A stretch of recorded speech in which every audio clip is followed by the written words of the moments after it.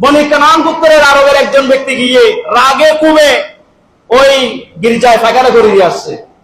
বাদশাহ বারা জানতে পেরে নাজ্জাশী বর্গ চিঠি লিখেছে, এ নাজ্জাশী, আপনার নামে যে গির্জা তৈরি করেছি সেটার মধ্যে কুরাইশরা মক্কার অধিবাসীরা ফাঁকারা করে নোংরা করেছে। বড় মাহমুদ নামে হাতি দিয়ে লক্ষ লক্ষ সৈন্য বাহিনী প্রেরণ করে মতান্তরে লক্ষ মতান্তরে 60,000 সৈন্য বাহিনী আহ্বান করে মক্কায় খানায় কাবা ধ্বংস করার জন্য এসেছিল। জুড়ে বলি না নাউজুবিল্লাহ। আব্দুল মুত্তালিব ছিল হানায় কাবার মুতল্লি।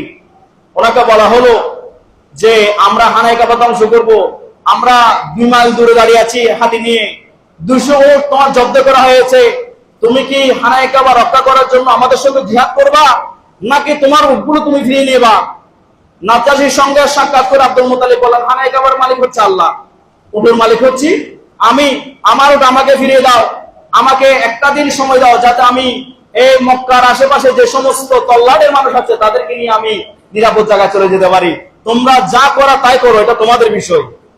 হযরত আব্দুল মুত্তালিব এসে উটগুলো ফিরিয়ে নিয়ে গেলেন। মক্কাবাসীকে ডেকে বললেন, এই মক্কাবাসী, এই আবরার বিপক্ষে যুদ্ধ করার মতো সামর্থ্য আমার নাই, আমাদের নাই।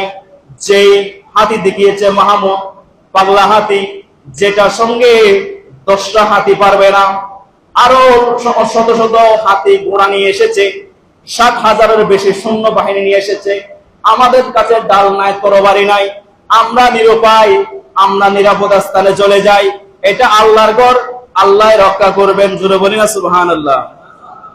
সারা রাত কান্না করেছেন, সারা রাত আল্লাহর ঘর ধরে ধরে কান্না করেছেন, বিলাপ ধরে ধরে কান্না করেছেন, আল্লাহ আমাদের শক্তি নাই, সামর্থ্য নাই, এটা তোমার ঘর, তুমি এই ঘরকে, এটা ইব্রাহিম আলাইহিস সালামের স্মৃতি বিজড়িত ঘর, এই ঘরকে তুমি ধ্বংস করিও না, এই ঘরকে তুমি রক্ষা করো, এই ঘরের সঙ্গে যারা দুশ্মনী করে তুমি তাদেরকে ধ্বংস করে দাও।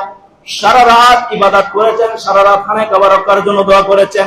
সকাল যখন হয়ে গেল, পাহাড়ের পাদদেশে কুরাইশবাসীদেরকে নিয়ে চলে গেল, ওই মাহমুদকে নিয়ে রওনা হচ্ছে। মাহমুদকে যখন খানায় কাবার দিকে তাক করে দাঁড় করায়, মাহমুদ বসে যায়, বিশাল হাতি বসে যায়। যখন ইয়েমেন সিরিয়ার দিকে তাক করানো হয় তখন দৌড়ায়, শেষে হাতি পাগল হয়ে পালিয়ে গিয়েছে।